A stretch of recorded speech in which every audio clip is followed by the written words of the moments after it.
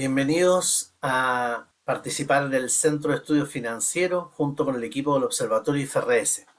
En esta ocasión te quiero comentar respecto de la versión número 2 que vamos a dar del curso de impuestos diferidos e impuestos corrientes, que se apoya en lo que es la NIC 12.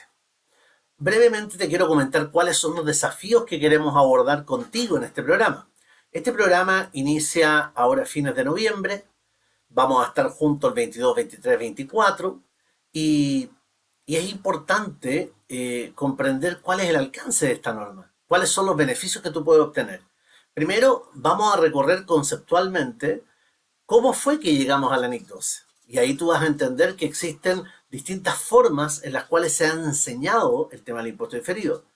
Partió siendo en base a la metodología de la RLI, que es donde uno, desde los agregados y deducciones de la determinación del impuesto tributario, ¿cierto? Uno iba determinando si había diferencias temporales o permanentes. Este fue un ejercicio inicial en la década del 90 en Chile, donde además era un ejercicio optativo.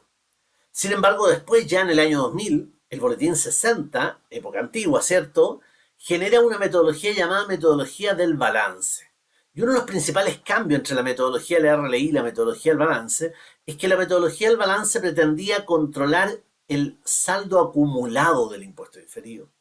Ahora, cuando entramos ya de lleno a IFRS en el año 2009 y se nos incorporan todos estos elementos en la NIC 12 es más categórica y más clara aún y dice, oye, vamos a hablar de impuestos, impuestos a las ganancias.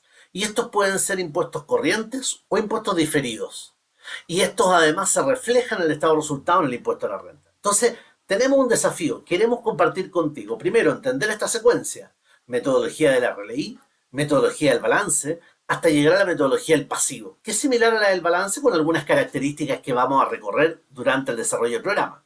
Ahora, importante es comprender también que este impuesto a las ganancias, o este impuesto al resultado anual, a las rentas anuales, ¿cierto?, se puede ver reflejado en los impuestos corrientes, tanto a nivel de activo, que tradicionalmente se conocen como los abonos o anticipos al pago anual, que en Chile se conocen como el nombre de PPM, pago provisional mensual, y también el impuesto corriente en el pasivo corresponde directamente a aquel impuesto que vas a liquidar, pagar, declarar en abril del año siguiente. Ese era el caso de Chile. Dependiendo de otros países que tal vez nos van a acompañar en el curso, Colombia, Perú, etcétera, vamos a depender de la fecha del año siguiente al año comercial en la cual se declaran estos tributos. Hasta ahí no tenemos ningún tema, hasta ahí el impuesto por recuperar pasa a ser de alguna manera con un impacto directo en el estado de resultado. Ahora bien, cuando se agrega el concepto de impuesto diferido, el uso, el beneficio, la ventaja, el propósito de este es poder permitir que los estados financieros de las compañías sean interpretados de manera homogénea, simple, similar, por un usuario de los estados financieros, principalmente extranjero. Cuando alguien viene del extranjero y aterriza en Chile y revisa algún documento preliminar, lo que sabe es que la tasa de impuesto a la renta anual es de un 27% en la gran mayoría de las compañías. Entonces, ¿qué espera ese usuario de los estados financieros? Espera ver en el estado de resultado que la línea de impuesto a la renta es el 27% antes del resultado ante impuesto. Sin embargo, podría ocurrir que ahí se nos generan algunos temas y ahí surgen los impuestos diferidos. Porque los impuestos diferidos, que se sustentan finalmente en las diferencias de valor que hay entre un activo financiero y un activo tributario, una fecha de corte, o entre un pasivo financiero y un pasivo tributario, generan diferencias de valor que se llaman diferencias temporarias y que tienen un último calificativo, deducible o imponible, y son los efectos de impuestos que no se van a liquidar o cobrar en el año siguiente, en el año corriente, sino que lo van a hacer en los años subsiguientes. Aquí viene un cambio importante. La metodología de la RLI, cuando tú como profesional la piensas, estás pensando en la RLI que vas a declarar el próximo año. En cambio, en la metodología del pasivo, tú estás pensando en la RLI que se va a declarar en 2 o 3 años más. Y por eso que el concepto de diferencia temporal imponible o deducible se refiere a cuándo eso van a ser deducibles o imponibles en las RLIs futuras. Este es un gran tema, mecánicamente lo podemos aprender, pero la idea del curso es que lo podamos comprender, entender, ¿cierto? Para eso vamos a desarrollar un par de casos, vamos a enseñarte algunas formas de verificar partidas, cruces, etc. También vamos a discutir, producto de lo mismo, la importancia que tiene el poder llevar un adecuado control de los saldos tributarios de los activos y pasivos de las compañías.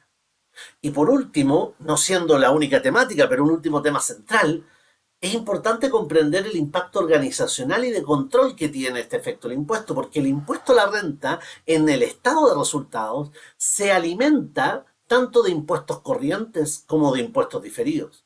Y en muchas compañías el responsable del impuesto corriente es un profesional tributario y el responsable del impuesto diferido es un profesional del área contable financiera. Por lo tanto, al ser los dos quienes registran en el ítem impuesto a la renta un concepto que puede ser gasto de ingreso, resulta que surge, y la norma lo exige, un procedimiento de control llamado conciliación de la tasa efectiva de impuestos.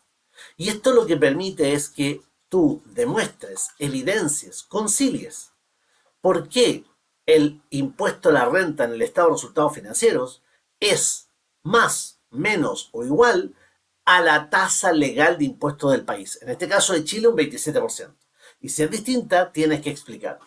Bueno, vamos a recorrer todo esto. ¿Cómo se mide? ¿Cómo se reconoce? ¿Cómo se registra? Si los impactos van a resultados o van a patrimonio. ¿En qué caso? ¿Cuáles son las implicancias que tienen estos los procesos?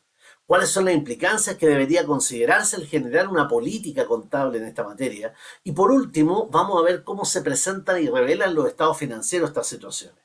Indudablemente que también vamos a analizar algunos casos particulares, revisaremos algunos estados financieros de compañías que publican su información en la página de la Comisión del Mercado Financiero para ver qué tan abierto, qué tan detallada es la revelación de esa información. Bueno, te invito, te espero.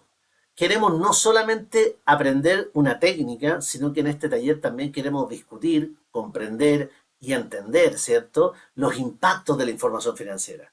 Este es uno de muchos cursos que estamos dictando, pero en este de impuestos diferidos te espero. Llámanos, consulta, suma un equipo de trabajo. Siempre es importante estar aprendiendo y capacitándose. Nos vemos. Bienvenidos.